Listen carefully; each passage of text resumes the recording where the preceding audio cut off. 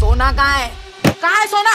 सोना सोना الطيار ده بيتوفى فجأة أثناء رحلة الطيران، والمضيفات بيخلعوا قميصه عشان يحاولوا إنهم ينقذوه، ولكن بيكتشفوا إن هو كان شايل سبائك ذهبية وبتساوي قيمتها ملايين الدولارات، وكانت مخبأة داخل جسده تحت الملابس. والمضيفات دول كان بقالهم أكتر من 6 شهور ما أخدوش رواتبهم من شركة الطيران، وعلشان كده اتفقوا مع بعض على خطة، وهي إنهم يقسموا الذهب ما بينهم ويبلغوا الشركة عن وفاة الطيار بدون ذكر الدهب. وبعد كام يوم أخدوا السبائك لأحد صناعين الذهب وبيطلبوا منه إعادة تشكيل، وبعدها بيحطوه في قوالب كروية علشان يبقى الذهب عبارة عن كرات، وبيحطوا الذهب في الشوكولاتة السايلة وبيلفوها بأوراق التغليف وبقت زي كور الشوكولاتة تماما، وبيحطوا العلب في الشنط بتاعتهم وبيستغلوا شغلهم في مجال الطيران، وبدأوا إنهم يهربوا الشنط واحدة ورا التانية، وفعلا بينجحوا. وبعد فترة باعوا كل الذهب وأخدوا فلوس كتير.